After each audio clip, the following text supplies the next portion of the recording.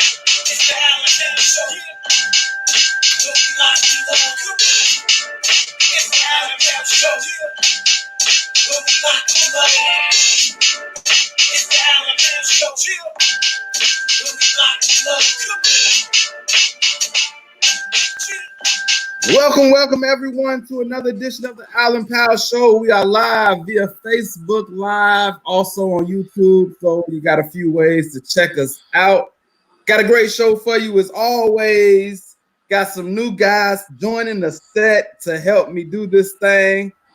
I had to get some Indiana Pacer blood on this live today. So with that being said, I got Rhino in the building. What's up, brother? What's happening, bro? We in here. You were a Pacers fan. Hardcore. And you switched over. We'll get to that later. Yeah. But I brought you on specifically to tell me what was going on during that series and how to break it down. So I'm gonna go through just some different things that was going on in that series, and I need you to give me the feel, what was going on in your head, all that type of things, man. But I definitely appreciate you joining me today, brother. Cool.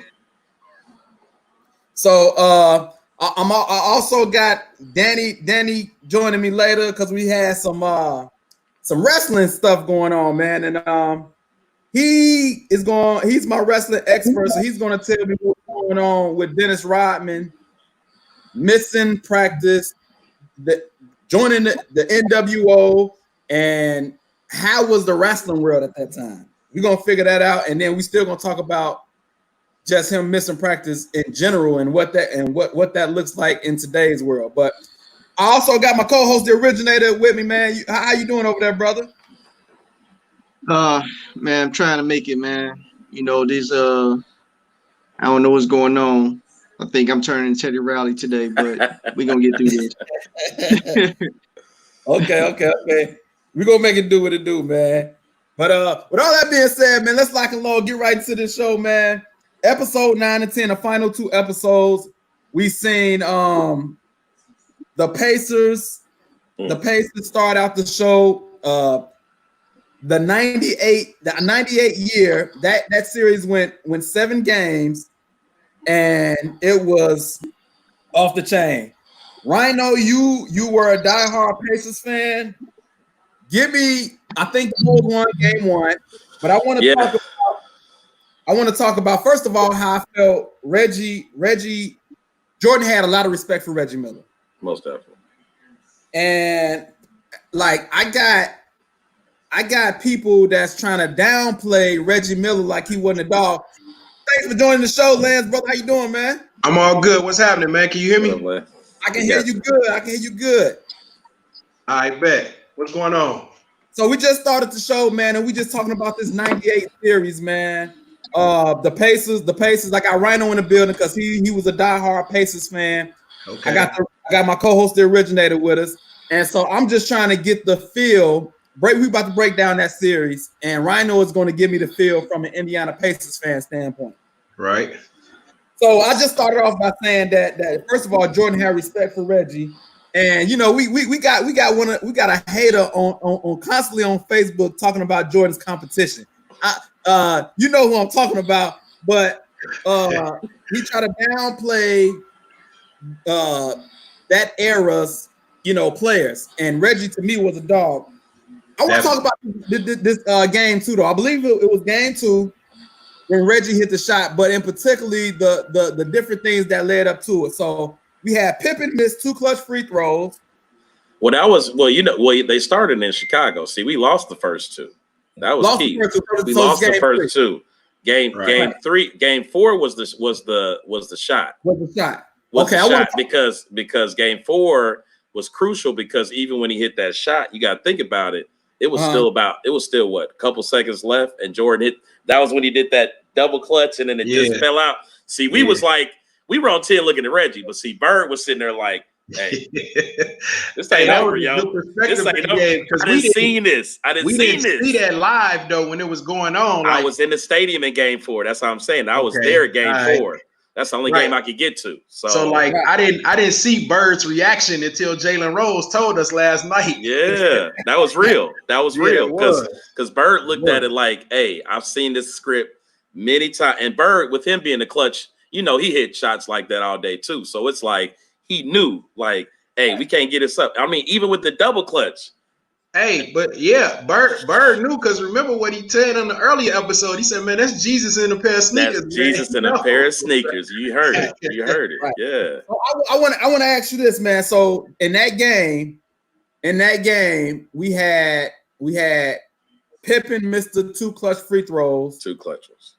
and then I want to know what was Rhino doing the play when Reggie came across.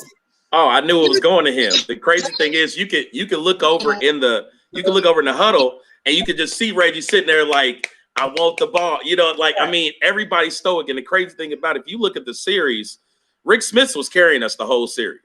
Rick Smits probably was the most consistent player every game.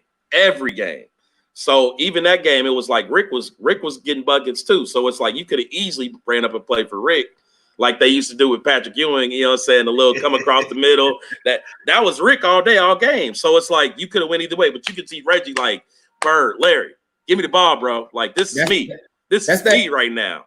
That's that dog mentality. But when he came across and he pushed Jordan. When I saw the shove, I was like, oh, like it was like, oh no, like, because we already knew Jordan rules. It was like, but we was like, they got to give us this. We at home. This is home, Indiana. We ain't been in the play. They know we've been struggling. We need this. So when they didn't call it, it was like, oh, we got a chance. We got a chance. Because really, we thought it was going to be one of those where they was going to end up calling a foul on Jordan, and Jordan was going to get upset, and you just going to see Reggie go to the free throw line. Reggie don't miss no free throws. We've seen that. Right. We've seen that script 100 times.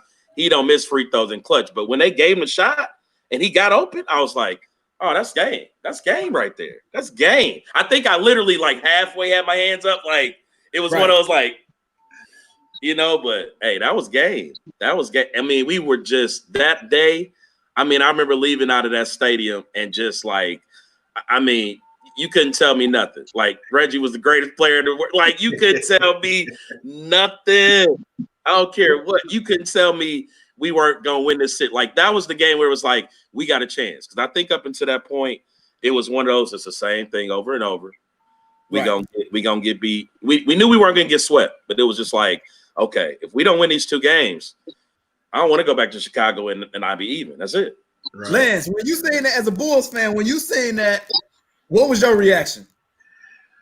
Man, I had seen Reggie hit a bunch of big shots, so that was normal. Like I wasn't surprised that he hit it. You know what I'm saying? I'm like, and like I said, the Pacers, man, that was probably the Bulls' toughest series out of all of them runs. That series right there, or that one with the Knicks. I forgot what year it was, but the Knicks pushed them 1 year too, though. But that Pacers team was loaded, man, and it definitely had you a little like, you know what I'm saying? Like, we don't want to go 7 because anything could happen in a game 7. I mean, and think about it. Early in the year, I don't know what the whole breakdown of it, because I know they played in November, and I was at that November game. We won that November game. Like, it was like easy. Like, Bulls came to Pacers, and it was just like, okay, this is the year. Like, y'all ain't playing. We ain't playing this year. We got Bird coaching. We got all the team. We got the 6-man. We was stacked. The Davis brothers was the toughest in the league. They had split the season series that year. Right. So it was split. 2-2, you know what I'm saying, in the regular season, and then it went all the way to game 7. So they had won 5 games apiece going into game 7. Yeah, it's like we won at home and they won at home all year. It was like what it is. Originator, man, give me your thoughts on what was going on, man, through your head when that shot happened.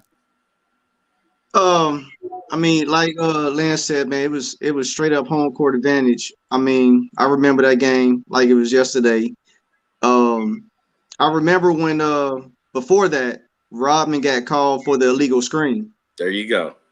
It was the illegal screen, and it was ticky tack. And and Rodman was just standing there like, what I do?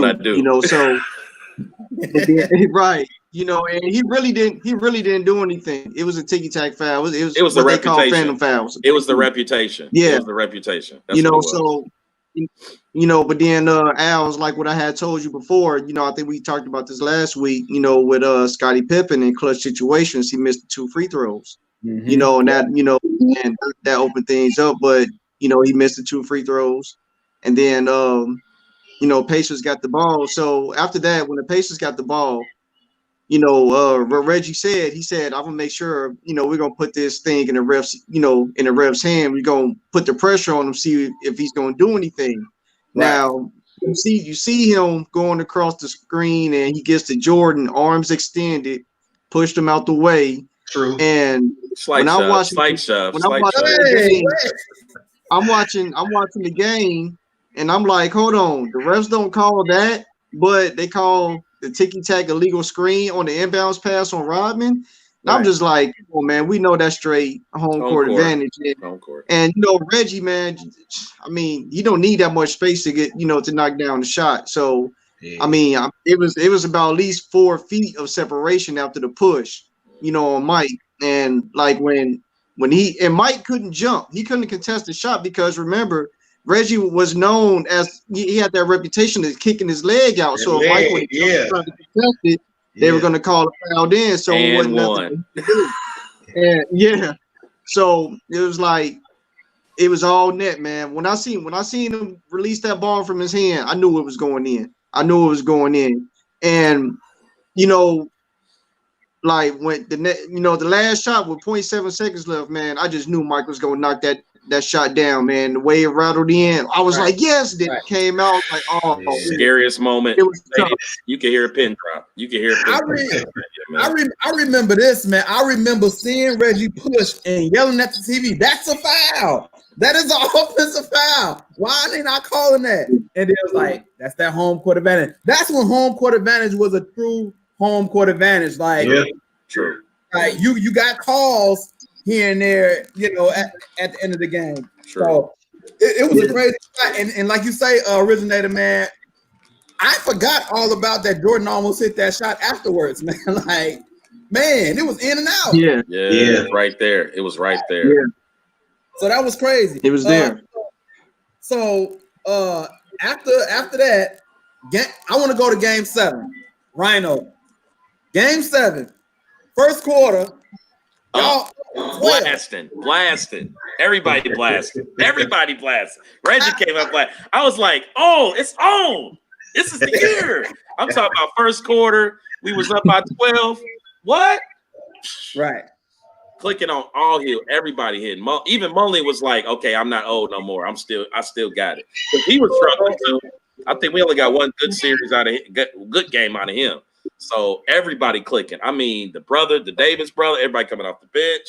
Travis Best in the mix. I'm like, man, everybody getting some. Right. The second quarter was a whole different deal. Second quarter. So you definitely feeling like y'all got a good chance of winning that game in the first quarter. Momentum was there. Jordan said something to his I think everybody in Chicago thought that the Pacers had a good chance of winning that game. I mean, they were up 15 points, and I was nervous. I'm like, this might be it, and like it was all about who wanted it. And that Kukoc, man, he made big shots. He had a solid. He made big shots. Mike. Yeah, Mike's jumper wasn't going that game. His jumper was not going that game. So he did what any vet do. If the jumper's not going, you got to go to the paint. And they won it dirty, man, by getting offensive rebounds. It was a scrappy game.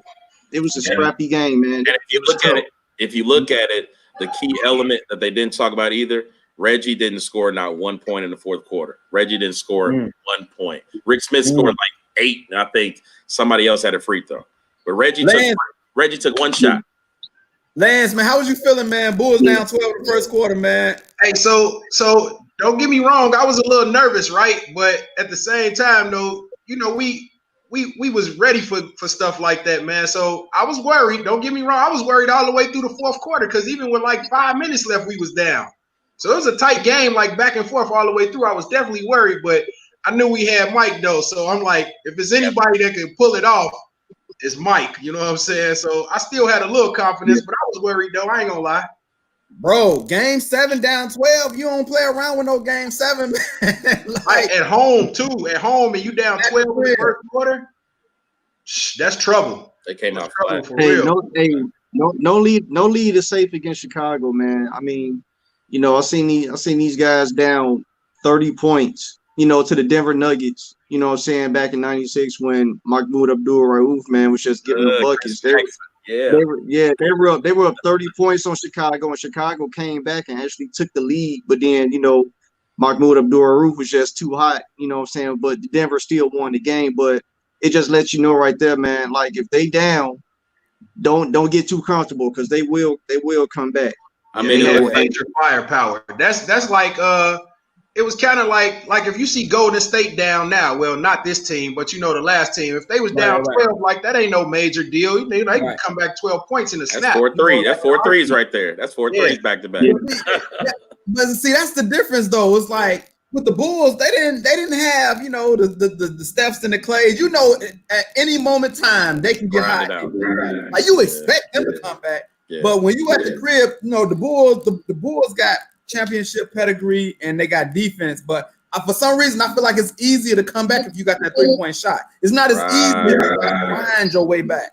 They grinded it out. They grinded it out for sure. Because that second quarter, I think they might have scored almost 30 points that second quarter to come back. So we all know the story.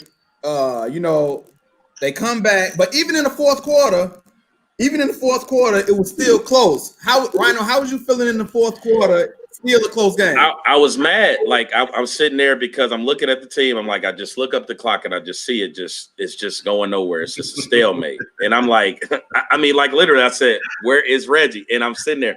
He wasn't shooting. He wasn't trying to get the ball. And it's like that's kind of a testament to Jordan too. Is that when he really want to lock you down, he puts the clamp on you. Like he really was like, okay, Reggie's not gonna beat me this time. You know what I'm saying? That's really what it looked like because he didn't even get the ball. Like he wasn't even really aggressively trying to get the ball. So I was like, something's going on, man. Like, let me read. I'm gonna read a couple of comments, man. James Word says, "Man, we got cheated." I think he's talking about the Reggie Quiz game. Larry Darnell Banks Jr., true Bulls fan, knew that the Pacers was some trouble. Facts. Like if you go down that roster, Mark Jackson. I would say probably above average point guard. Reggie, superstar. Chris Mullin was those are both Hall of Famers. Mullin's a Hall of Famer. Reggie's a Hall of Famer. Mark was a Rookie of the Year. The Davis brothers both. Both of them have released All-Stars at least once or twice. Rick Smith probably would be a Hall of Famer. A young Jalen Rose. Yeah, and Rick Smith was a perennial too. So Rick Smith 7'4". Hey, Rick Smith was an All-Star that year. Perennial. Rick Smith was them years. You know what I'm saying? Like that's the Duncan Dutchman, man. Like that. Rick Smith was a mismatch for a lot of centers. So like having Luke Longley against him. Rick Smith was a master at the pump fake. You know what I'm saying? And I had like Tim Duncan like skill. So it was a tough matchup, man. And those Davis brothers were underrated. Dale Davis, man, he was a monster in the paint. Antonio Davis, man, he had a better jumper, but he wasn't a better rebounder than Dale Davis. But they complemented each other. You know what I'm saying? Dale can match up with Robin easy. I'll tell people all the time, man, the X factor on the Pacers was Derek McKee. Yep. You know what I'm saying? People forget about how good Derek McKee was. That team was so tough and talented, man. Because I had to think about it again because I always said that 93 Knicks team when they took the first two games of the playoffs against Chicago, I thought that was the toughest team. But I had to think about it. Like, this Pacers team was the toughest team. And it's funny, this is the first time and the only time in the Jordan era that they faced each other in the playoffs. That's it. Yeah. Yeah, that is crazy. I didn't know that. I didn't know that was the only time they faced each other in the playoffs. But we played them 4 times a year, so it just seemed like we played them so much that I didn't even pay attention. We never came across them in the playoffs. Yeah, because we always had battles with the Knicks. We were usually fighting with the Knicks. So. Yeah, Jerron said, I thought you had Ray Allen on the panel. I see it. I think he's talking about the originator, man. I see a little Ray Allen. Ray Allen. I think he said he looking like Ray Allen a little bit, man. But so as the game go forward, it's a close game. I want to go back to one play that I thought stuck out, and I want to compare it to another person. So it's a timeout, and you can hear Jordan yelling, "I'm not switching. I'm not switching." I want to compare that to somebody else that me and Originate always says easily switches off their opponent, and like use it as a bailout. And I think that's the difference between a Michael Jordan and a LeBron James. You know what I'm saying? LeBron rarely takes on that challenge. I ain't never heard him say I'm not switching or I'm taking him this time. This past season was the first time I seen him actually guard Kawhi Leonard on a regular basis. Like he actually took on a challenge at that game. Yeah. But all the way up until then, he would never take on that challenge. What do y'all say to that? I think he's got better defenders. I think he plays with teammates that are essentially just as good defender. Obviously, if I'm doing a switch out and I'm whirling me and AD, I'm gonna let AD take that, man, because that's my defensive man. So of course I'm gonna do that. I'm gonna defer to him, even though he can do it himself. But he always has talented. LeBron plays with a lot of talented defenders, though. You really think about it. He has Shane Battier. Of course, he's gonna let Shane do his thing. That's what Shane do. Right. And LeBron has to take on a lot of responsibility on a lot of the teams he plays on. So, he's taking on way more responsibility. Jordan could defer a little bit more. Jordan could defer some to Scottie. LeBron ain't always had that next, when Wade there. I don't know about that. Man. He ain't had that. He ain't had that person. What was Wade? I'm saying with Wade he had that, but he ain't had that all the time. With Wade he had it. Let me address Larry Banks Jr. for a second. He D'd up Derrick Rose sometimes. I'm talking about cats his own size. That was the best player. Like, who's his size? Who's his size though? Who's his size that he really played? Kawhi is no 6'9", 6. No, Kawhi is 6'6", bro. Hey, well, that makes it even worse. That makes it even worse. Originator, get in there, man. Look, we seen this a lot of times, man. I mean, I can go particularly in the NBA Finals where Kevin Durant hit the jumper to ice the game, and LeBron was sticking him, and then the guy came on a pick and roll situation, didn't even give him nobody, didn't even give him any type of contact, and LeBron switched off and let I think it was J.R. Smith, take on Kevin Durant, and there was still like 3-4 feet of space, and Kevin Durant hit the three, and it's like, dude, come on, you don't switch off on that. And especially if the guy didn't even give you any contact, any type of reason to switch. It's like it's a different mentality to the game. Mike knew that Reggie Miller can get hot at any time. That's what Reggie Miller do. He runs off screens. He tried to switch, and Mike said, "No, I am not switching." That's it's one of the reasons why Reggie didn't have that good of a fourth quarter. I mean, you have to if you're Mike. I think people forget how great a defender Michael Jordan really was. What I'm saying? I mean, the guy was Defensive Player of the Year one year. So when he got to Scottie Pippen, it enabled him to rest more on defense so that he can focus more on offense. Because if Mike don't score, who's going to score? It takes Scottie Pippen. It takes Scottie a lot of shots to get his 19 points a game. And when it comes playoff time, his 19 points a game turns to 17 to 16 points a game. So like. Scottie, is first team all defender. So that gives Mike a lot more breathing time, to focus on, the lesser offensive players. So because they knew they was gonna need his buckets in the fourth quarter. With LeBron, he got guys that can score for him. He had a D Wade or a Chris Bosh that could score from him. Even when he was in Cleveland, he had a Kevin Love and a Kyrie Irving that could score from him. We ain't counting Kevin. We ain't counting Kevin. We ain't counting. Kevin numbers is probably not Scottie Pippen numbers. I would give him that. I give you that. Right, so that's help. That's help. That's 20 and 10 that he got that he don't have to worry about. You know what I'm saying? With Cleveland and what Uncle Drew did on the court. So when you got somebody coming on the saved him, hit the big shots and saved him. Right, what I'm saying. So it's like you have to want to guard Kevin Durant. You just and that's just a different mentality that that Jordan just showed right there. Like, I ain't switching. I don't care. Well, Jordan would have stepped out. And I wouldn't see Jordan swapping and checking the KD on a consistent basis. KD, he play a whole different position. I didn't see Jordan check out and check no power forward, no person 6'10". Jordan probably wouldn't have did that throughout the game. But in that clutch moment, Jordan was gonna stick KD. Jordan is gonna stick game. Jordan in that moment,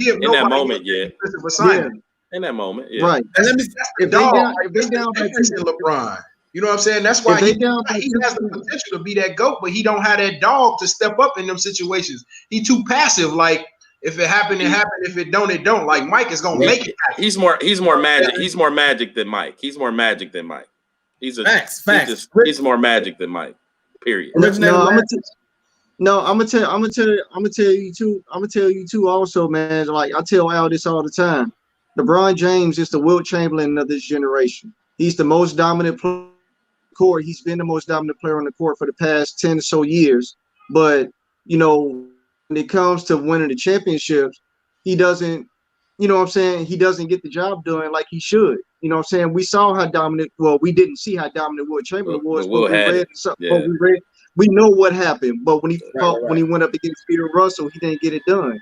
I don't care if LeBron James to 8 straight championships or he went to 9 NBA finals. He only won it 3 times. Wilt Chamberlain only got 2 championships. We know how many times he went to the finals. You know what I'm saying? I don't care. Those losses are participation trophies, and they want to reward him for those losses.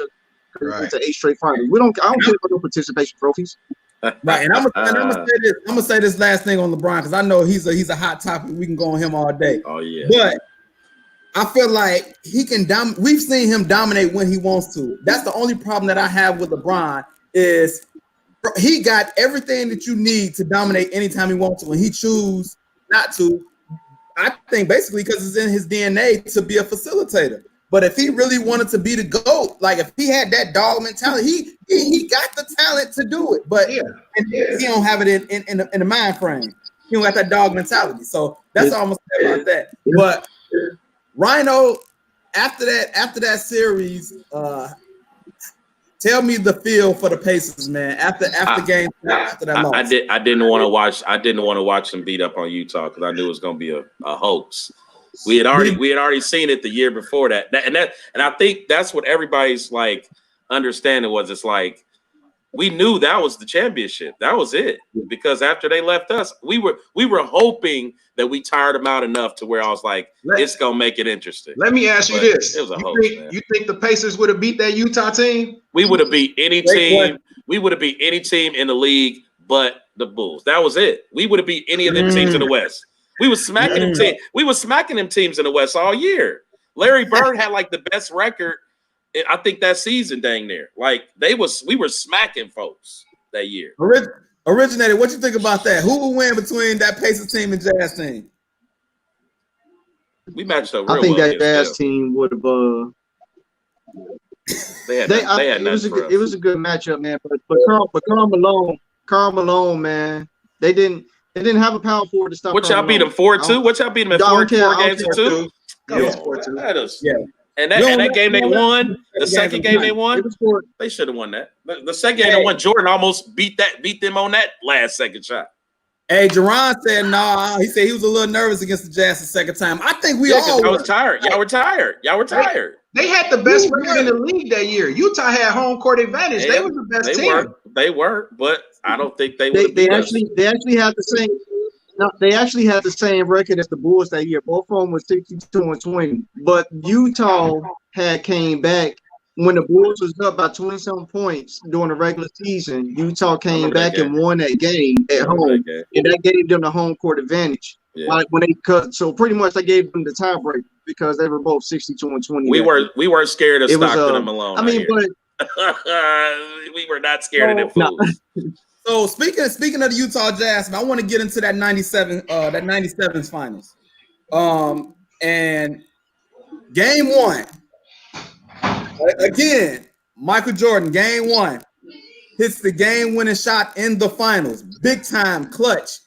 Like, it's just so soothing to watch, man. And I just like And Byron Russell, and all because it's Byron Russell. Yeah. Bro, I know Byron Russell just got to be having like just terrible games. He was Hey, hurt. he bought it on himself. He bought it on himself, man. He did. He shouldn't have been talking. Facts. He ain't know no better. Yeah, especially a rookie. Yeah, especially when you're a rookie.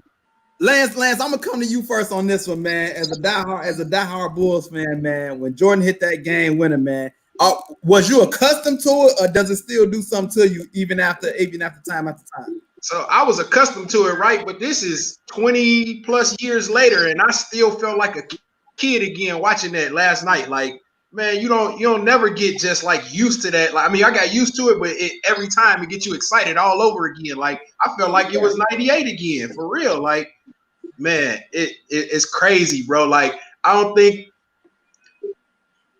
that we understood at that time, man. But growing up in Chicago in the 90s, bro, great time. No better time, period, in no other city to grow up, bro. I don't think it is personally. Like, that was just the best, bro. There's nothing you could do to even match that, I don't think.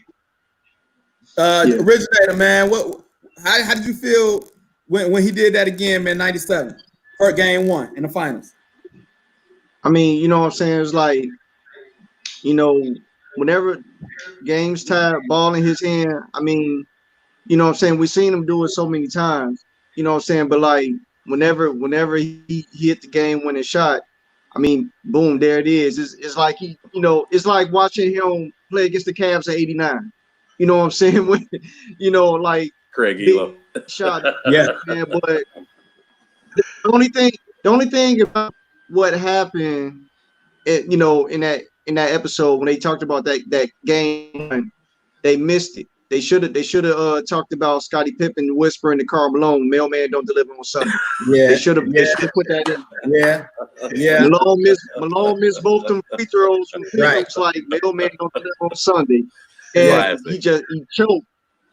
Yeah, And I was like, man, good. that was crazy, man. Then, you know, and what, you know, I don't know if we're gonna talk about game. I know we're gonna talk about game 6 later, but I gotta say this.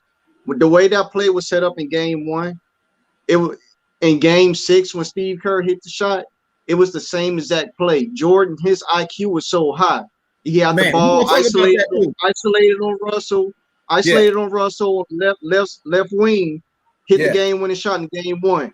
Same scenario in game 6, but Jordan said, "Steve, if he Stockton's gonna double on me," because that's what happened in game 1. But Jordan got the shot up before Stockton to come. Steve said, "Please be double, I'll be ready." Same thing happened. Passed it to Steve Kerr, bucket. You know what I'm saying? And it was, you know, it was great, man. His IQ is ridiculous. Yeah, I'm gonna talk about that IQ because I got that down on my notes too. I'm gonna read Devil James. I want the Bulls to win another one so I can go lose. I never just imagine him out there just doing the fool. Just imagine him out there doing the fool. Wow. If anybody who knows Devil, you can imagine that brother. I can see it. I can see it. Hey, Rhino, as you are watching this, man, what's going through your head? I imagine you still a Pacers fan at this time. I mean, yeah, and I'm sitting there and I'm looking at what the Bulls are doing, and I'm like, that's us right there. Like we could have been tearing them up. I mean, it was hard to watch. I put it like this: it was really hard to watch, especially like seeing the Jazz just lose the games that they lost, and I'm like, I mean, some of those games they really like Karl. Wasn't Karl like MVP? I think that year, something like that. Yeah, he won MVP. I mean, 97. Dude, like Karl was. Karl took that heavy. And Mike should have won MVP. Yeah, let's go back a little bit. That's why he was mad, and that's why he was mad. That's the one reason Mike was because mad. I mean, Mike was mad about that. Come on, you just coming off a season where you won 70 games. You won 72-10. The next season you go 69-13. Right behind. But you give the MVP to Karl Malone. Karl. Mike did take it personal. He took it personal. He took it personal. Yeah, he did. Yeah. I want to get to I want to jump to I believe game 5, the quote unquote flu game, as we found out that it was food poisoning. Pizza? Was it pizza? Yeah, it was pizza. I got a message today asking me what did I think about that, and this is my thing. Because he got such a bad reaction from the food, it was flu-like symptoms. You know what I'm saying? Yeah. And so that's why they called it the flu game, not because they was trying to hide like food poisoning or whatever. But the brother was throwing up. You can see it, and you can see it all over him. But we hear the story. First of all, they say 5 people brought the pizza. Oh man, Lance, what's going on with that? 5 people bring you a pizza, man. What you gonna do, man? Man, why ain't nobody else eating none of the pizza? Why is Mike the only one that eats some of that There pizza? you go. It's a story to that. So the story is that they didn't wait on Mike to eat dinner. They went on and ate dinner and didn't wait for him. So he got mad and ordered his own pizza and spat on the pizza. So nobody wanted none. So he ate it to himself. But yeah, that's why it was all to itself. That was So bad hold on. karma So- right there. That's bad so- karma. I know he didn't order a pizza in That's his bad name karma. like this for Michael Jordan. How do they know that pizza is No, going his to Michael trainer. Jordan? His trainer. Yeah. His trainer Yeah. ordered the pizza. Okay, all right. Yeah. But I'm saying It was like the only pizza place open that they said at that time, and his trainer ordered the pizza. They had to deliver it to the hotel or whatever. So, I mean, those guys making that pizza, they know what's going on. If they the only ones that's open, they know what's going on, and they delivering it to a hotel. They said, "Oh, yeah, you know what I'm saying? It might, it could be a celebrity, it might be somebody from the Bulls. They probably didn't even know it's Michael Jordan. It was just somebody from the Bulls that they could probably affect, for the next outcome of the next game. It just so happened to be Jordan. my question is this: like, why they gotta have 5 people? They're gonna make sure that he gets it. Like, what is the 5 people about? Can somebody? Right. Secret Service to deliver Now, pizza. listen to what I just said though. You working in a pizza place in Utah. You know the finals is in full effect right now. It's going on game 5. The Bulls is in town. You get pizza delivered to the hotel. You know what I'm saying? Hey, Yeah, that's probably the somebody put hotel a where the bill. visiting players always stayed at. That's probably what it was. Exactly. You know what I'm saying? So they like, hey, I'm rolling with you. I could probably get an autograph or something. I mean, but they did what they did to the pizza. I don't know. It was it was just crazy. Hey, this was a straight hit job. This like, hey, we putting the hit out on this man. I need 5 people to go make this run. Make sure he get it. That's what I'm picturing in my head. Yeah. Like, but he eat the pizza, messed up, still balls out. I think 38 points in 44 minutes. Just Originate, I'm gonna go to you first, man. Just talk about the clutchness of that, man. Being able to do that, man, and that whole thing. Man, that's called pushing yourself, brother, and leaving it all out on the court. You know what I'm saying? Honestly, that's like my favorite game. That's my favorite game. I'm gonna say one of my favorite games of all the Bulls games. I know that the Bulls Knicks got a couple of games that's my favorite, but I love that game, man. And he left it all out there. He didn't really get major contributions from anybody else. I think Kukoc hit a couple of shots. Pippen, I think he had 16, but like I said, it took a lot of shots for him to get it going. He was doing a lot of whining in that game too. But Mike, man, he just he did. I mean, if you go back and look at the game, he did, because he was going to the paint and he was mad because he wasn't getting no call. Yeah, but Mike, man, like it was like when you see him on the bench, it was like, man, they was putting ice on him to keep him, cool. I mean, he was falling out. He was falling out on the sideline. Yeah, he didn't even want to drink Gatorade. Let me tell you something, man. I had food poisoning before. I would never. I don't care if we're on live stream. I would never eat Arby's again. You know what I'm saying? Like, hey, that's what Arby's sponsor. Yeah, you know what I'm saying? I would never eat Arby's again. The meat. Hey, you know what? I'm gonna say this. I would never eat Arby's in Florida again. So Florida. Duly noted. Duly noted. Yeah. So like I understand, like it's like your whole stomach is just balled up with lightning bolts going in your stomach. You get queasy, you're throwing up, and like I'm like, man, how did he push himself to play 44 minutes? Yeah. 44. Yeah. Like that's almost the entire game. Yeah. 44 minutes. It was at one point he didn't even want to drink Gatorade. He didn't want to waste no energy just to drink Gatorade. Just like when the timeout over, I'm gonna just get back out there and give him some more work. You know, I mean, it was amazing. Rhino, what you remember about that game? The fluke game? I mean, I just remember seeing him, and I was like, you know, he had leaned over and said something to Pippen. He was on his shoulder on one of them timeouts. And I'm like, man, something wrong with him. He just off. And you could just see him like a couple of times. He would just get to the sideline, and, you know, everybody else huddling and standing up. And he just on the side just, you know, just knocked out. I'm like, man, but every time, like he was saying, he come out and it was just like clockwork. Like he was, it almost looked like he was a robot. Like he was working outside his body, because there's no way, man. I mean, step outside of his body. He definitely did, because he was just like, it was still same routine, coming around screen, shot was still there, and even I think he had a little bit when it was short. A couple of shots was going short. And you see him making those adjustments. He was still making the adjustments like he normally do. Man. And let me say this one more thing before we get to Lance. I'm sorry, Lance. Let me say this one more thing. This is game 5. The series is tied at 2. Crucial. This is the most important game of the series. Crucial. You know what I'm saying? Like, he knew that if they lost that game, it's over. It's over. Lance, what you remember? Go ahead. So what I was thinking was, you know, Utah was tough, man. I didn't know for sure that we was gonna beat them. Like, I had confidence we was gonna beat everybody, but it's 2-2, right? And we in Utah, they got home court advantage. I'm thinking this is the stunt that they pulled to get over the hump and finally beat the Bulls, man. They gotta trick us and get us sick. And I didn't think the man could do that because I remember Marv Albert before the game and all of that. Oh, Jordan sick. We don't know how many minutes he gonna play and all of this. I'm like, oh man, you know what I'm saying? Like, this game 5, this critical. Really, like, if you win game 5, you pretty much got the series. You know what I'm saying? That's a swing game right there. That's a swing game. And, I did not expect that. I'll tell you that and you could see how weak he was physically. Like, you could physically see that he was really weak, man. But that man went into a whole nother mode, man. That's crazy, man. But it's like, check this out. They were down 16 points in that game. They were down 16 points in the game in the second quarter. Yeah. And like, something just clicked in Jordan's head, and that second quarter swung the entire team, you know. And then, like, in the third quarter, it was like, from there on, it was a dogfight. Yeah. You know, after that.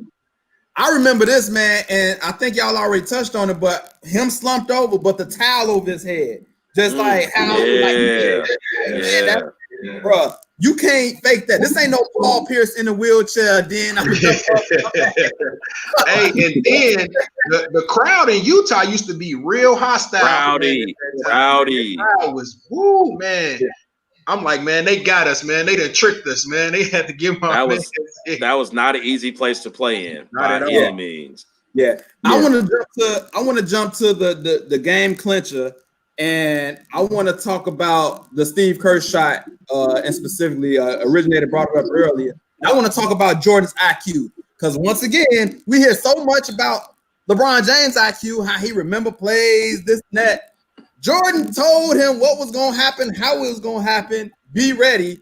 And it's like, I never hear the IQ of Jordan being brought up as much as the IQ of LeBron being brought up. And I just want to put it out there, like, man, all through this documentary, you can tell how high of an IQ that Jordan had.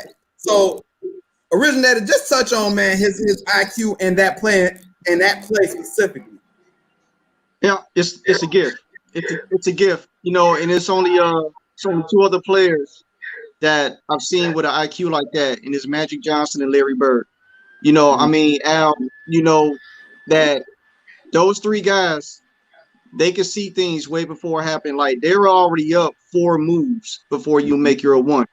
And Al, I remember when we had Cliff Livingston in the studio, when he had talked about where he said that he saw, like, what Jordan saw Stacey Keems getting ready to make this move in practice. He said that he's gonna make the move and I'm gonna steal it.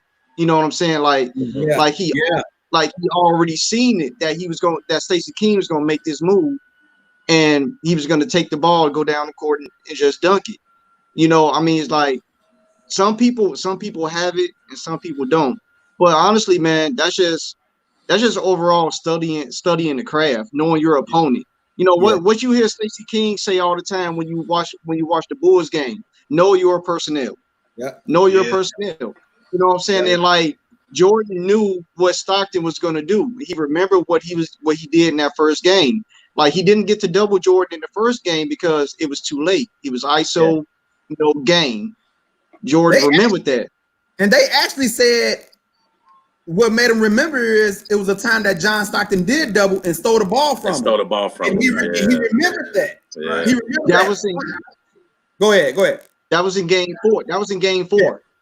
When Jordan spent and Stockton had stole the ball from him, that was when Stockton threw the long pass to Malone. That in that game. Yeah. So I mean it's a gift, man. It's a gift. Some people got it, some people don't. It's definitely a gift, man. I personally, with the IQ, man, LeBron he's in that category. I agree. He's in that category, man. I put him up. I put him up. He's a student of the game. He in that category, man. But just that last shot, that last series, though, man, that right there is the thing that shows like he's the GOAT to me, right? Okay, so people put these big men in the conversation, but they need somebody to get them the ball. That last 3 plays up and down the court, Mike scored the ball, stole the ball, scored the ball again. Nobody else from the Bulls had to touch the ball. He did everything.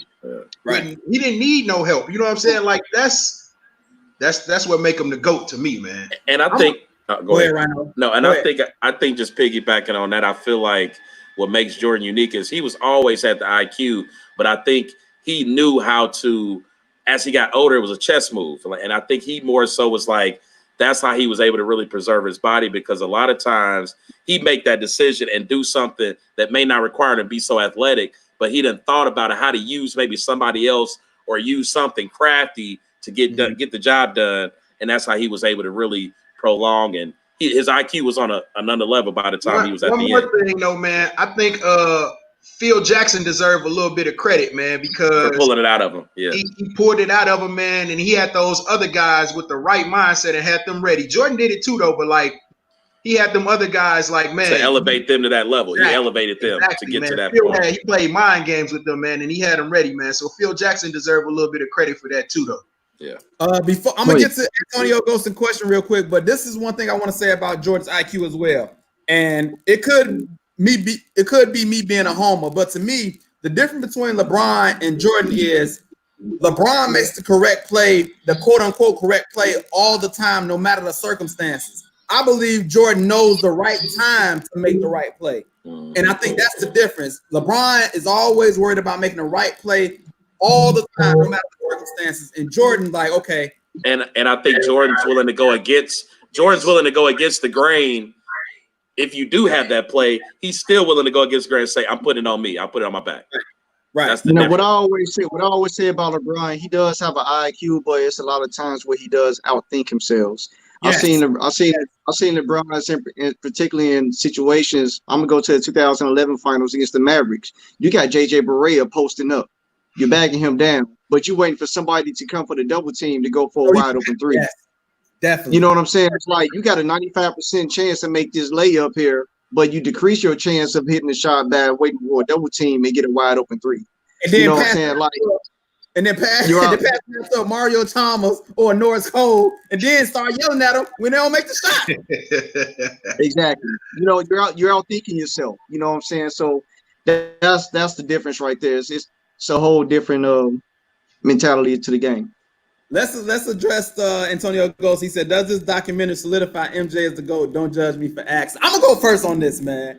I think this is just bringing to the light to the youngsters, man, because I done had a couple of them. My brother under me and a youngster, I think around like 19, like, man, I ain't know like this, dog. Like, man, my brother was like, man, I might have to start changing my tone a little bit. Like, yeah, this was what we've been saying, y'all, for years. Hey, but, so to that point, it's some younger players in the NBA right now who don't remember that because they was too young, and they've been tweeting, you know, like, man, you know, he did all of this, like, man, yeah. So yes, he's the GOAT. But that I already knew that because I grew up watching it, but that just brought it back and solidified it again for me. Yeah, being in the era, you kind of understand that. Yeah, he is the GOAT, and what he went through, and it's like I think some of the younger cats is what it's going to do is bridge that gap, and they know about Jordan, they've heard the allure, they've heard all the stuff, but like seeing it, and then like we lived it, we were like, we know, what I'm saying, we didn't see them destroy everybody, what I'm saying, and these youngsters, I think this is going to give them a better idea. Great, I don't think it necessarily solidifies it for everybody. But I think it puts it back in the light to say, okay, it's a better argument. The argument is more, hey, right, that guy did what he did. Give him his credit. I mean, have you had any young folks that came to you and changed their mind? No, I really haven't had any young folks come to me and change their mind. I see a lot of people on on Facebook and stuff, change their mind. I really don't. I mean, I already knew it didn't solidify anything for me. Like you guys already knew he was the GOAT. I mean, but for these youngsters, they real getting a lesson here on who the real king is. It's black Jesus on that court. You know what I'm saying? And it's like I just hope that a lot of these kids' mentality towards the game change. They come in with a different attitude. Remember, Jordan wasn't getting paid like that.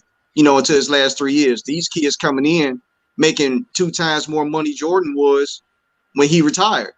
Yeah. So I hope it changes their mentality, to the game and push themselves and bring a better product to basketball, man, because to me basketball has been falling off for a few years. I don't know if it's gonna change, man. It's not just basketball. That's the way of the world now, man. It's just softer. Like everybody, they want it easier. Everybody, you know what I'm saying? Like, yes, exactly. Like that's just the way of the world now, man. It's not just the NBA. That's how everything is, man. And if you like shun somebody or try to like overpower somebody, you become a bad guy. You know what I'm saying? You're the bully. You're a bully. Exactly, you're a bully. Like people, like when I call LeBron the Will Chamberlain in this generation, they think I'm straight dissing. It's like it's not a diss. You know what I'm saying? Will went through a lot of scrutiny. Will went through a lot of scrutiny. For them to change the game, I mean, Will dealt with them telling him you can't dunk the ball no more. You know what I'm saying? Because you're doing too much. Like for them to just say the whole league, we can't dunk no more. He the only one dunking, so we gonna stop and say, okay, no more dunking in the league. You can't dunk. I mean, they did it to Lou Alcindor too in college. Like he could dunk in college. What is that? Will's stats was ridiculous though, man. His stats is crazy. Yeah, I'm gonna say this just to answer Antonio's ghosting question. I'm not gonna say solidify. I'm gonna say put a stamp on it, and then for the younger generation, now they have to question the real GOAT. So I'm gonna say that Justin Campbell says flat out yes. I believe he's saying yes to that statement. And then Larry Banks said they're in their feelings now about Bron. A lot of people are in their feelings about Bron. So that's definitely a fact statement. I'm gonna jump to episode 10, man. And I got a guest that's been waiting on for a while, man. I'm gonna bring him in now. He's been waiting for a long time. I'm in. I want to jump right into this is 98 finals, and we're about to talk about Dennis Rodman and him missing practice and jumping to the NWO. Crazy. I'm gonna bring in my guest, Danny. And he's deep into wrestling, man. And what's up, guys? What's going on, man? I know what we stand from the basketball sense, but I want to know from the wrestling audience, what was they thinking, and if he knew that he missed practice to go do the NWO. So, man, Danny, man, what's this thing about? What's up, guys? What's up? Actually, no, I didn't know he missed practice. I didn't find out till watching the Last Dance. So it was kind of nuts, and it was nuts seeing him there. So let me ask you this, man.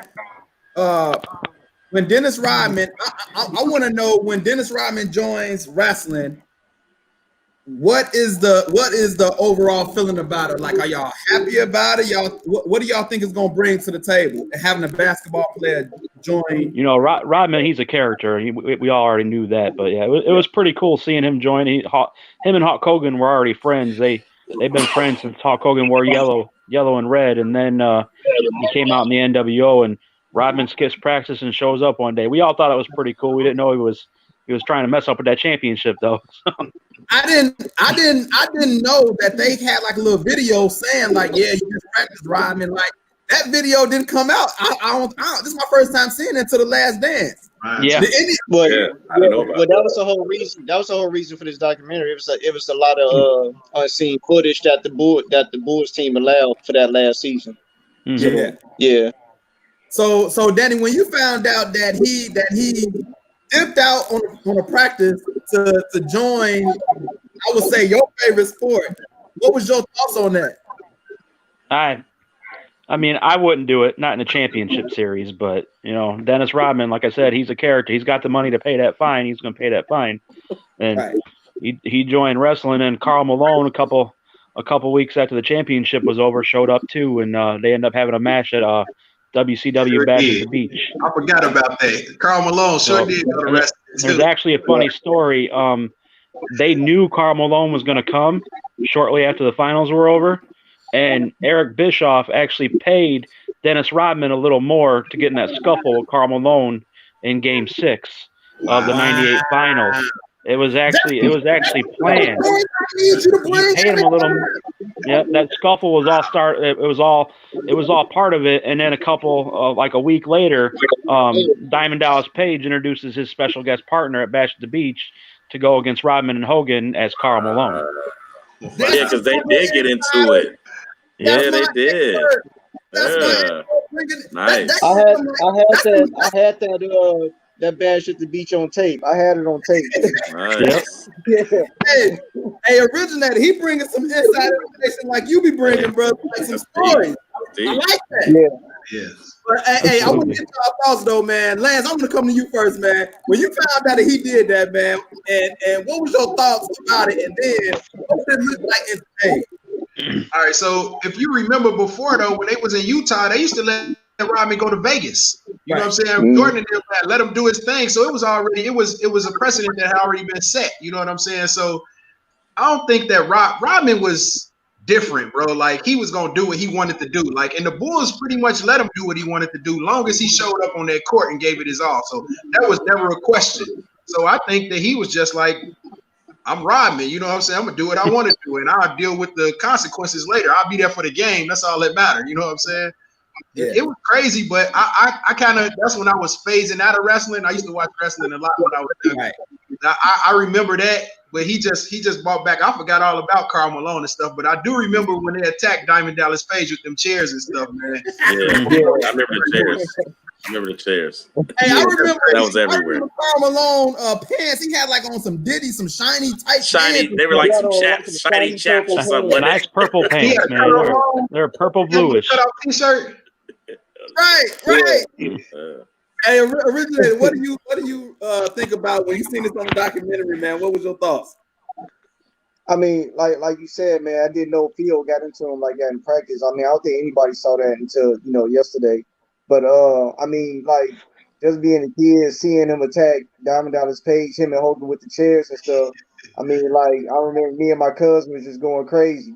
You know what I'm saying? And I mean, it's like, but Phil was smart. Phil was smart though. He knew that, you gotta let Rodman, be happy. I mean, because like going back to Detroit, remember he was gonna commit suicide. Yeah. Then when he had left Detroit and went to San Antonio, I mean, he had problems there. Rodman was on his last chance before he got to Chicago. Then nobody wanted him. No one wanted him. Right. So honestly, he wouldn't be in the Hall of Fame if it wasn't for that run in Chicago. Very true. He'd have probably been out the league. So Phil was smart enough to like, hey, let this guy just go ahead and do what he do, as long as, because they know that he's gonna show up, for practice. He's gonna put in work. And he's gonna give it 100%. Once the tip off, once tip off came, and go ahead. they have more in common than a lot of people thought. Right. You know, which came out in the documentary too. So they had to understand it with each other. And I think before I get to you real quick, man, I've been having Antonio Golson question up here for a minute. I just want to address it before we move on. He said, what is the difference between solidify and stamp? Solidify means well, I'll put it like this. Stamp means we already knew it. It's just the icing on the cake. Solidify means it was a chance, and now with the documentary, now it's confirmed. In my opinion, though, that's what the two difference mean to me. So never a doubt. I agree. I agree with that. That's solid. That's solid. That we good to go. We good on now. All right. We go. I just wanted to get that question out of there before we move on. But go ahead, Rhino. Talk about no, that. I just piggybacking on Originator, what he was saying. I think Ryman was smart to even do that. I think in his mind, he was thinking it was a smart idea because he knew, like you said, nobody wanted him after that season. If they were going to break up, the Bulls were the only ones that was probably going to retain them for another year if they were going to try it again. And even then, it was like there was other players that were coming up that was going to give you the same thing that Robin was going to give you at that moment in time. So I think he was like, well, shoot, let me come up with something that I can do when I get up out of here.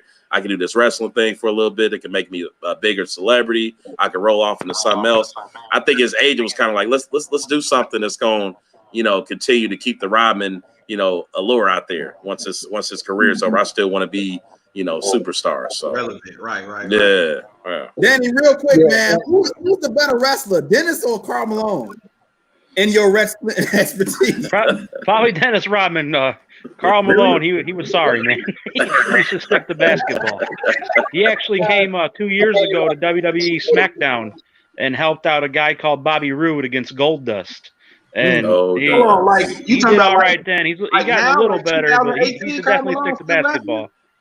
Stick to what you're good at, man, because he did a diamond cutter. Yeah, he totally missed the guy's neck, and you could tell. 2 years ago. So Danny Lance has asked you a question. Go ahead one more time. What's up, man? You telling me Karl Malone was just in wrestling like just 2 years ago from today? Yeah, 2018. He made an appearance on SmackDown, on WWE SmackDown. What is he doing? Man. There's a guy named Bobby Roode, and he does this thing where it says "glorious" and he throws his hands up. And him and Karl Malone, if you look it on YouTube, look up Karl Malone in WWE. You could see him doing the glorious and helping out Bobby Roode on SmackDown. Hey, that was trash because that didn't even make SportsCenter. Right. Yep. Hey, you guys actually know Rodman joined WCW in 1997. So before he skipped practice, his first fight was him and Hogan versus Lex Luger in the Big Show.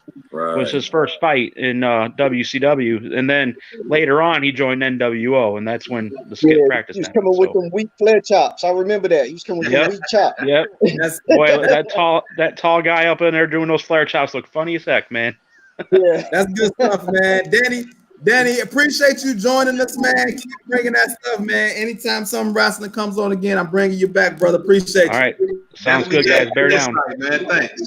Yes, sir. Take care, guys. Yeah. So I had to bring in my wrestling guy, man, to analyze all the shenanigans that was going on. But I want to get back to the documentary in the sense of basketball. So we win the 98 finals now, and I want to talk about game. We seen that I think Pippen got a lot of love as far as him fighting through injuries, man, and his back, man. And you can just tell even the way he was walking and moving, man, how bad he was hurt, man. How did you feel that Pippen was portrayed that one originated? To me, man, I say this all the time. That was redemption from 1990, from the migraine. I mean, he got, they're never gonna let him hear that, let that down, from the migraine. And the Bulls could have won 4 straight if he didn't have a migraine. So I mean, he told Mike he was done. He didn't want to do it. And honestly, I think that was in his head too, because I mean, we all know Pippen was kind of soft. So when he went back there, so-called being done, he thought about it. It was like, man, this is game 6. We if I don't get back out there, we gonna be here at Game 7 again here in Utah. And Utah's gonna have the momentum, and I might not even be able to play next game. Right. That's what he's thinking. He might not even be able to play next game because you can see the way he was just limping up and down the court. So you got to leave it all out there on the court, man. And he didn't put up the points like that, but he had a back injury. But just him being out there helped Mike. You know what I'm saying? Tremendous. And Mike did his thing, and it was total redemption from 1990. I think he was crucial. He was crucial when he came in. And they showed it too. He hit that one shot, that one turnaround right there at the free throw line. Yeah. That was the most crucial bucket of one of those games right there when his back was hurt. I thought that was tremendous from what he was doing. Yeah. So to me, I like Scottie Pippen. He good, you know. But so not only that migraine thing pissed me off. I remember being a little boy, man. That year I cried. I remember being a little boy. The Pistons made me cry. They're literally tears. I hated them, right? So that was that put a bad taste in my mouth with Scottie. But that move he pulled when he wouldn't go in the game when they called to play for Kukoc, man. I'm like, Scottie, man, you soft, bro. Like for real. But he kind of redeemed himself a little bit. Like his back was real. You could tell he was in bad shape though, man. But Scottie was just known as being soft to me from those two moves before that even happened. Now I have a question for you guys. Growing up in Chicago with Scottie, did you guys have as much love for Scottie as, you know, we all looked at Scottie just coming outside as a Pacer fan. I mean, it was 1-2, but like, were you guys like big fans of Scottie, like growing up? Like, was Scottie like as big as they say like that? Because I never knew. Like, we didn't give a damn about Scottie in Indianapolis. We was like, who cares about him? Like, we knew it was Jordan. But not to me personally, but I had some homies like I know a lot of people like Scottie the man. You know what I'm saying? Like he definitely had man love. He wasn't like that to me. I liked him, but he wasn't. But yeah, there's a lot of people in Chicago that love Scottie just as much. Well, maybe slightly less than Mike though. But yeah, he had the love though. He did. Okay. I love Scottie, man. You know what I'm saying? Because it was like he was so versatile. You know what I'm saying with the Bulls, man. I mean, people forget, man. Scottie in Game 5 against the Lakers in '91, Scottie had over 30 points too.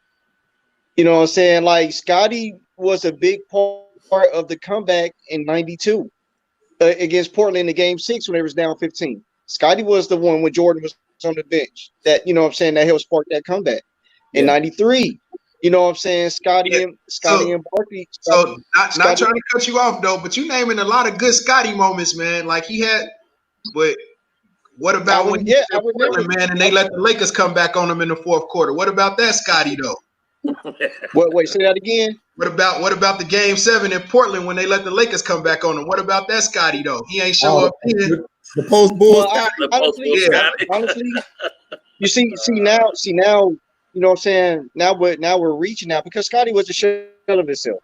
You know what I'm saying? Scottie, I mean, like that Portland team had a lot of talent. Scottie was just more of a veteran presence. You know what I'm saying? And Scottie didn't have that game like that, like he had in the mid 90s. You know what I'm saying? So, I mean, Scottie had a big game in that series against the Lakers, but I mean, it wasn't too much that he can do to lead that Portland team over that Lakers team. That was a total team effort for that Portland team. It was in their hands. Portland was high. They had it. They was high. They had Portland, bro. Yeah, they was definitely smoking. It was up like 15 in the fourth. we found it out. We found that out when Zach Randolph came through the building. Hey, I want to talk about like Scottie. Scottie definitely got Justin Campbell said definitely got a lot of love for Scottie in Chicago. Me and guys, you know, we was diehard Bulls fan, and people like, I'm Jordan, I'm Scottie. Like people was like, you know, that was their guy. So like, yeah, he definitely got a lot of love. Hey, and Larry Banks said he was the original point forward, and I agree. That's a fact. Well, so yeah, he definitely got a lot of love. Definitely got a lot of love. Like I think he laid the groundwork for like players that came after him, like, you know, like Grant Hill. I think was like that next kind of like player, kind of like Scottie, had that point forward kind of mentality, because Grant could play that and do that same thing he was doing. So I mean, like with the documentary, it really did show how selfish Scottie was, though. You know what I'm saying? Like from sitting down on the when he didn't take the shot, and then when he chose not to have his surgery and everything. And he said he'd do it again. I mean, he said he'd do it again. But He'll do it again. So it's not like the documentary making him look bad. These are his own words. So that's something that's gonna make him look bad. The part about the surgery, you know, me and Originator, you know, we talked about that and we kind of disagree. But I want to ask the new guys, how do you feel about Scotty with that surgery when he sat out for that surgery? Rhino, how did you feel about what he did? I thought he was being selfish about it because I mean he knew what his importance was to that squad, and it's like he had the opportunity to get the surgery done, come back. Even if he would have sat just a week into the season, it's better than sitting as long as he did. I mean, and then it's like, you know, he was asking for the money, but it's like, how are you showing your worth if you're not playing and you doing these things against the organization? How do you expect them to put their trust in you and pay you the money if you ain't willing to work with the system? Lance, get in there. How did you feel about Scotty doing what he did? I understood both sides of the situation. You know what I'm saying? Like, so he think he was worth more than what they was paying him, which he was. Yeah, you know what I'm saying? He was worth more than. And then, but the team is like, man, this is the contract you signed. You know what I'm saying? And Mike and them, like, I forgot how much he missed that season. Actually, till the documentary came out, I remember he was out for a while. He was a stretch though, like. And how you gonna leave your team out here like this in the middle of our dynasty run, though, bro? Yeah. You know what I'm saying? That's selfish. So let me say this. This is what I said. I wanted y'all to answer first because I didn't want to make it seem like I wanted y'all to agree with my side. So I wanted y'all to go first. I look at it like this. Lance and Originator, of course, I know you know, but Lance, look at it like this. And Rhino, and see how y'all feel about this. Y'all know how football players on their contract year, they hold out all the time, right? Because they waiting for a new contract. I felt Scotty was doing it. He was protecting his investment, which was himself. He was on the last year's contract. He wanted to make sure that he got his money. Like, to me, football players do it all the time. I didn't see the problem with it. Like, he came back. I just didn't set out the whole season. He came back in the matter of Now, if y'all wouldn't have won, but if y'all wouldn't have won, would it make a difference that he sat out that long? Yes, it would have. But check this out, Al. In the beginning of that year, Dennis Rodman was holding out too. You know what I'm saying? So it's like, I mean, Pippen needs to get a better agent. That's what I've always say. Jerry Reinsdorf told Pippen, do not sign this contract. I'm gonna tell you like he said, I'm gonna tell you like I told Mike, do not sign this contract. If you sign this contract, don't come to me. You just, it's like if he'd have just waited a year later, he'd have got way more money. You know what I'm saying? But he saw that. It's hard to tell somebody. He saw what Kukoc getting paid. $14 million, though, bro. If I'm poor and they offering me $14 million, I gotta roll with it. I can't wait till next year. Right. And your family is in Atlanta. But hold on, check this out. Check this out. We all seen Straight Outta Compton, right? Yeah. We all okay. Who was the smartest one in the group? Ice Cube. Everybody in Ice Cube. You remember, and Pippen was Dre. Hold on. Pippen was Dre. Yeah. No, Dre wasn't smart at that time. Dre signed that contract. Pippen was Dre. I'm saying he signed it like Pippen did because he had to provide for his family. Yeah, you know what I'm saying? It's like, I mean, you gotta gamble on yourself, man. You gotta like, I mean, he was worried about hurting himself and all that stuff. See, like, no, that's him. Pippen wasn't like, you know, a big name, a highly touted player. Man, he came from a small school, man. He made it to the NBA. That was it. Like, I don't even think that he knew himself in his head because Mike pulled him to be as great as he was. Like, I don't even think that he knew in his mind that he was going to be that great, you know, in the upcoming seasons and had a career that he had. So he had to take the money, I think. And they dangled the money in his hand. Hey, they doing the same exact thing in baseball right now to these Dominican players. Yep. They get them early before they get to free agency. They throwing some money in their face like, look, we give you 80 million right now, knowing that when they hit free agency, they can get 300, 400 million. Right. Easy. Right. Easy. So man, if I know when I'm worth and they dangle that little change in my face, I'm not taking it. You know what I'm saying? Sometimes you just have to bet on yourself, man. What if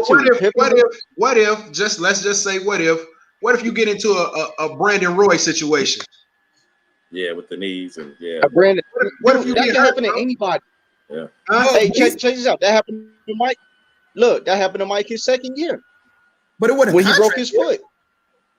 I mean, it wasn't a contract year, but guess what? Brandon Roy, his knees went out. You know what I'm saying? Like, and he was in the middle of, I think, his first contract. You know what I'm saying? So, big money. I mean, it can happen. But he got the money though. But y'all know the perfect example is Earl Thomas when he was with the Seahawks. He wanted his contract, and then he ended up breaking his leg. Now he got his money in Baltimore, but he gave his coach the finger because they didn't give him his contract, and he broke his leg. Yeah. And that's what happens when you bet on yourself sometimes. I'm just saying I understand, like you say, Lance, both sides. I understand both sides. The brother came from a small school. He's trying to provide for his family. He got 2 family members in wheelchairs. Probably ain't got no type of life insurance or whatever the case may be. He needed to help his family. I think Scotty was a product. Hold on. You talking about Earl Thomas? You know what I'm saying? Like, look, these guys going in with that mentality. When they play, they going in playing not to get hurt. If you're going into a game, football or basketball, going to a game playing not to get hurt, guess what's going to happen? You're going to get hurt. You can't because you're being too cautious of what you're doing out there, and you're going to hurt yourself. You got to go in with the same mindset. You know what I'm saying? Like when you first came to the league, he wasn't thinking that when he was a rookie. You know, he got, you know what I'm saying? So like, oh yeah, you know, it's my big contract here. You know what I'm saying? So I'm not going to go out there and get hurt. I'll play, but I'll make sure that I don't get hurt. And that's what's going to happen. You're going to get hurt. You got to have that. You got to have that same mentality, man. You know, just going out there and proving to them that, like, yeah, give me my money. You know what I'm saying? But Pip in his wildest dreams, bro. Like, nobody knew that the Bulls was gonna go on this run like that and be this dynasty, bro. Like, he probably thought they would have won 1 or 2, like everybody else did. You know, get you a back-to-back or something like that. I don't think he thought himself that they was gonna go on that run like that, bro. He didn't. That's a good point because they didn't start winning until after he signed the contract. Exactly, and I think he was a product of Scotty's stock went so much faster than he probably ever anticipated. It did. Scotty never probably thought he was going to be an all-star, let alone getting close to that. He thought he'd probably be a role player. I'm going to come here. Michael Jordan, like you said, he knew Michael Jordan was the man. He never knew he was going to get that good. I don't agree with that because when he came into the league, he said he was going to be better than Michael Jordan. He in his mind, that's him trying to get better, but I don't think he really truly believed he would ever be. I think he used that as his drive to get better. That was his drive to get better. I don't think he really assumed that. I don't think he believed that. Hold on. I don't think he believed that. Everybody, Pippen was a first-round draft pick. He was drafted 9th overall. That's a lottery pick. You know what I'm saying? He was a lottery pick. Yeah, he fought to get to where he got. He said he was coming into the league and he was going to be better than Michael Jordan. You know what I'm saying? He was confident in himself. Look at where he came from, though, bro. Nobody heard of Scottie Pippen before that, bro. Right. That's the point. Central Arkansas, bro. Yeah. Nobody heard of him. Arizona, UCLA, North Carolina, Duke. What's that supposed to mean? Stephen Curry went to Central Arkansas. So what? Stephen Curry came out of Davidson. That wasn't, it wasn't the same thing at that time, though, man. We didn't have we saw Steph Curry. We saw him play, though. We knew he was balling. I knew Steph Curry. We knew about Steph Curry. We knew enough about Steph Curry once he got to that tournament. We knew about him. Just because he came, we knew about him. Just because he came out of Central Arkansas doesn't mean that he doesn't have the confidence in himself that he could be one of the best players in the league. All right, I don't believe it. I don't believe it. Did you have that confidence in Scottie Pippen? I don't believe it. Did you have that confidence in Scottie Pippen? Did I have that confidence in Scottie Pippen? No, I was a kid. I was just happy that they was winning. Oh, okay. You know what I'm saying? I'm like, come on, man. I was a kid. You know, like Scotty wasn't playing AAU ball. He wasn't playing against players around the country. He was playing against cats in his division. Of course, he's gonna say I'm gonna be better than Mike. He wasn't playing against major talent. No, he wasn't playing against major talent from Central Arkansas. So you mean to tell me? Hold on. I know we getting out of control here. So you mean to tell me if you a first round draft pick, drafted 9th overall, you're a lottery pick? You mean to say that you're gonna come into the league, be like, well, shoot, I just hope. You know what I'm saying? I can just get the time on the court. No, but I'm saying, you know how many? Like, hey, but you know how many? The confidence like, hey, I'm gonna turn this team around too. But do you know how many first round draft picks actually said they're gonna be this and that and just fell by the wayside? But look, I think at the end of the day, he did what he had to do in his situation that he felt that he needed to do at that time in that situation. it's all up to the individual if they get that opportunity. What do they think? Should they do it or bet on themselves? You say you would bet on themselves. Other people would just take the money. It's all up to personal preference at the end of the day. But go ahead, Lance. One more thing though, man. Now Scottie Pippen numbers don't depict him to be like no all of that, right? So the reason that Scottie Pippen was worth all of that money is because the Bulls was winning championships, right? No player, I don't care who you are. LeBron James didn't come in the league thinking I'm finna win 6 championships in the next 8 years, bro. Like he didn't think that, bro. There's no way he had that mindset that they finna go on a run to be the greatest dynasty ever. That's why he was worth so much money. It wasn't necessarily his numbers that he was putting up because 17 points a game wasn't going to warrant that much money on another team. Exactly. I definitely believe the championships helped out because a lot of people got paid off that team. Sure. BJ got good money. BJ Armstrong got paid. He was good. Facts. But look, hey, and BJ Armstrong was one of my favorite players. He got but paid. I want to get to the end of The Last Dance. I want to go to that game 6 again. The whole sequence of the Bulls down 3, Jordan steals from Malone, the shot, the whole scenario, man. Once again, I think what comes to mind is Jordan's IQ again, shows up again, and that whole sequence. Lance, man, take me through that scenario. What is Lance doing in his crib as that's unfolding? Man, me and my grandmother used to watch all the Bulls games, bro. Like, rest in peace to my grandmother. We used to sit down. She had a floor model TV, bro. And we used to watch all the games on the floor model TV, bro. So we watching this game, and I'm a kid though. I'm going crazy though, right? So I'm worried though. Utah got us on the ropes. Like it's finna go to game 7. They really got us on the ropes. So he hit that first shot, man. And when they come back down, Karl Malone was kind of cooking that game, I think, right?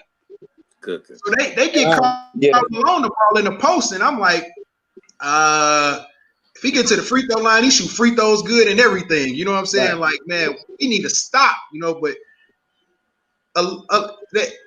I guess I don't know if it's luck or fate or what, man, but that man just always was in the right place at the right time, man. And for him to come from behind Karl Malone from the blind side and steal that ball, man, and come back down. So when he came back down the second time, I knew he was because he knew at that point Karl wasn't giving that ball up. And I think that's what he knew too. He knew Karl was not going to pass that ball. Hornacek was coming around that screen, was going to come at the top of the key for the pass, but he knew at that moment Karl wanted the ball. That was Karl Malone. I'm taking this. So they come back down and they don't call a timeout. That's the perfect thing to do. Don't let the defense set up. You know what I'm saying? Like, and Mike, I knew then Mike gonna hit this shot. You know what I'm saying? Like, and that's IQ. He was looking over at Phil. Phil didn't even say nothing to him. He said, "I just looked at Phil's look, and I knew he wasn't calling one." Right. Right. Originator, get in there, man. That whole scenario, man. What comes to mind? I mean, that whole scenario, man, it was a total description of Michael Jordan's game. You know what I'm saying? Throughout his entire career. You know, them being down 3, you know, it was something that he always told BJ Armstrong back when they were teammates. So even when the game is 0-0, he said, BJ, what's the score? We down 4-0. He always played like that. They were, you know, coming from behind, you know, and like this situation, you know, after Hornacek hit the big 3, you know, Jordan was like, okay, I know what I need to do. I need to get a quick bucket. You know what I'm saying? I need to get a quick bucket, which is what he had did. And he could have got an and one on that bucket. He got slapped. He could have got it. He could have got an and one. Yeah, he could have got an and one on that bucket. And then, you know what I'm saying, the IQ, Malone posting up because he wasn't going to give the ball up. You know, he never cleared. You know, he left his man and stole the ball. You know, showed how great of a defensive player he is. And he became, you know, full circle from North Carolina, hitting the game-winning shot North Carolina, coming down the court, same type of style shot, left it up there, bucket, you know, 2 points right there. You know what I'm saying? Four points. He needed them 4 points, and you know what I'm saying, that was it. And when he hit that shot, man, I was like, man, you know, it's like what they said, that could be the last shot he ever took as a Bull, man, because that was it, man. Yeah. And I'm gonna say this. I'm gonna say this. It was just like it seemed like he was always one step ahead, even of the best player of the other team. Like Karl Malone wasn't thinking like, let me make sure that he goes with Hornacek.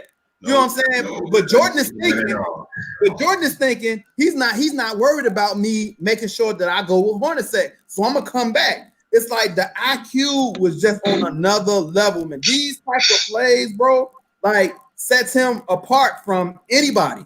These are like movie scripts. You know what I'm saying? And I remember that shot. That shot, man. I had a picture like out of a magazine or a newspaper of that, man, and I lost it. I hate that I lost it, bro. But I had it, man, like, cause we all thought that was the last shot of his career. It was the last shot in the Bulls uniform. But even like you say, the whole scenario of him getting a quick two, how easy he got it. Like he can score. He can literally score anytime he wants to. He chooses to get his teammates involved. But if he wanted to, like, I'm pretty sure, they would probably double and triple team him or whatever the case may be. But like literally, it showed that I can get a good look or a bucket anytime I want to. And I just thought that was amazing, man.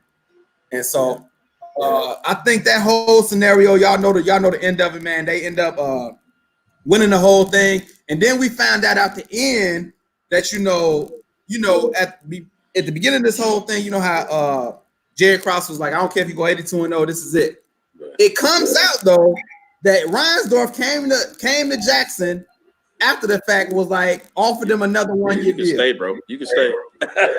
So I had two different opinions about that, right? So one thing told me that the Bulls was mentally and physically exhausted. I'm like, it was time to break it up. You know what I'm saying? But then I had a second thought was that was the lockout year and he only played 50 games. There you go. That would have worked into the Bulls' favor. Facts. That would have been in their favor, man. They might have pulled it off again. At first, because who ended up winning? Who won that 50? The Knicks made it to the finals as an 8 seed.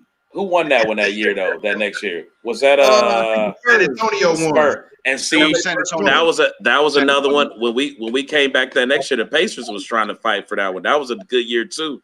We had a good year that year, and then our test shit happened, and we're like, yeah. I know you the Pacers fan, right? That was the year when Larry Johnson got the 4-point play in the playoffs. Yes, Irving Johnson. Yes, So originated, I know you went out for a minute, but we were just talking about how it came out that how Jerry Krause said, I don't care if you go 82-0, you ain't coming back, Phil. But it came out at the end of the documentary that Reinsdorf came to Jackson and offered him a 1 year deal, and Jackson declined the 1 year deal. What was your thoughts about that? He wasn't going to work. He wasn't going to work on the Jerry Krause again. He wasn't going to. I think if Reinsdorf would have fired Krause, he would have came back. He wasn't going to work, with Krause again. Their relationship was just, strained at that time. And like, I know they could have did something. I mean, it'd have been hard to fire Krause considering that he put that team together. Yeah, but that was Reinsdorf boy. Yeah, that was Reinsdorf boy. But I think Phil was just mentally exhausted as well. And I'm sorry. Go ahead. No, go ahead. I thought you was done, but go ahead, finish your statement. In my opinion, I probably would have gotten rid of Krause because he was going to break the team up anyway. You know what I'm saying? He just got the reputation of putting the team together. But you got the greatest player in the game. Everybody said that they would come back for 1 year deals. You know what I'm saying? And the only person that you would have to please was Pippen. You know what I'm saying? So you could have found a way to give him his money. So if they had came back, there's no doubt that they'd have won that lockout season because that would have worked in the Bulls' favor. Because remember, the season didn't start until January. They canceled the All-Star game.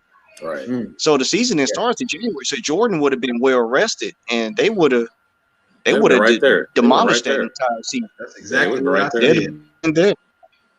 Hey, Rhino, what did you think about that when that came out, man? Because I didn't know that. I didn't know that either. I mean, I just assumed that they had already just pretty much made a decision at the end of the day. It was over. So the fact that they even came to them and was willing to do another year, I kind of feel bad for them because, like I said, they would have been right there in the mix, and that would have been a great finals because I think that year was just thrown away. I didn't even want to see that finals that year either. With the Spurs, Right. the Spurs, that They would have that was killed San crap. Antonio. Yeah, They that was would've- crap. They would have That killed was the crap. Spurs. San Antonio stole one on that one. Yeah. That was David Robinson. He stole one on that one. Yeah, He stole that one. and I'm gonna say this, man. I think that with the Jerry Krause stuff going on, it was that part. But I think with all the stuff we found out about Dennis, like it was only a certain amount of time you could hold Dennis before he really do Blew up. something. Because I think it was getting worse and worse, and it was progressing worse and worse before he just do something. Just like, all right, man, we can't deal with this no more. No, I just think that was Fields' plan. That was Fields' plan. Let Dennis do what he want because look what happened when after that he went to the Mavericks. He didn't last too long with the Mavericks, and he was getting rebounds. They didn't know how to control him. Then he went to the Lakers. Didn't last too long with the Lakers. Then he pretty much just called it a career after that. But Field knew what he was doing with Dennis. Like I think it was like this. Field was like, "Go ahead, do what you want to do, but if you get caught, I'm not going to cover for you." You know what I'm saying? You're gonna be on your own. You know what I'm saying? And that was the understanding they had. Dennis Rodman dealt with depression. Yeah. You know what I'm saying? Yeah. So like, if you want to get the best out of them, let them be happy. That's what you do with a depressed person. Go let them be happy. Yeah. Because at the end of the day, they're gonna do what they love. Now, would a player like that survive in today's game? Probably not. Too much. No. We see too much behind the scenes now. We know everything that everybody's doing. Like, you can go look and see what LeBron doing at his house right now. Like, you can't. Dennis Rodman was way too wild to see everything he was doing. Yeah. They would have demanded an intervention for him. They y'all seen that show Intervention? They would have demanded a group of people go to his house and like, bro, what's going on? You know what I'm saying? Instead of just letting him be, that wouldn't have happened. That wouldn't have worked for him though. That you can't cage him, man. You gotta let him fly free. Just let him do what he do. And let him just let him just go. But so we all seen that that I guess if they would have went for the 7th, I think they would have called it like 7th Heaven or something, man. So that would have been a new thing. But like one more thing with that. Just imagine if they all did come back. Yeah. You know what I'm saying? The Lakers dynasty, we wouldn't see that Lakers dynasty in the 2000s. Because who was the coach? Yeah. You know what I'm saying? When they were going to break up the team if they had lost to Portland. Mm-hmm. Like Shaq probably would have been gone. That team would have been destroyed. Kobe probably would have been there, but Shaq probably would have been gone. You know what I'm saying? So if it wasn't for that, we wouldn't even have a Lakers 3-peat in the early 2000s. What if Shaq would have stayed in Orlando? It's a lot of ifs. About Jordan. A lot of ifs, man. A lot of ifs. But I'm reading a couple of comments. Justin Campbell said it would have been better to fire Krause than destroy the entire thing. Most definitely. Yeah, the set down like I said, that was Jerry. That was the two Jerrys. Yeah. It was John. And then Larry Banks said Dennis would have been on Twitter, YouTube, TMZ every day. That's a fact. That's a fact. We've went way longer than we've ever went on this show, but it was all good to me, man. I appreciate all y'all, brother, for joining me. Before I get up out of here, man, I always give a word of the day, and the scripture for the day is Romans 12:6, and Romans 12:6 say, "Look, we have different gifts according to the grace given to each of us. If your gift is prophesying, then prophesy in accordance with your faith. If it is serving, then serve. If it is teaching, then teach. If it is to encourage, then encourage. If it is given, then give generously. If it is to lead, do it diligently. If it is to show mercy, do it cheerfully." I thought it was a good scripture because, and this is the Apostle Paul talking to the church in Rome, and he was just talking about how all the different gifts works together to make a good church. Everybody got different gifts. I believe all y'all brothers got different gifts, and I believe that we supposed to use our gifts to help the hurting. And I believe when we do that, we can help so many people, man. Y'all see all this stuff going on, man. But we all got different gifts, man. So my charge to y'all is, man, to use y'all gifts for your family. You know, I believe every family member have gifts, and if everybody used their gifts, even it would even make the family stronger. Like if somebody is a teacher or somebody just a giver, if somebody is an encourager, if everybody was to do their job, I believe that it would be good for the family. And I also believe if we do all of these things, it will bring more people to God, not just trying to throw them with scriptures all the time, but actually showing the love of God. So that's my scripture for today, Romans 12:6. Y'all check it out when y'all get a chance. I appreciate y'all, brothers, man. We're gonna do it again in the future for sure.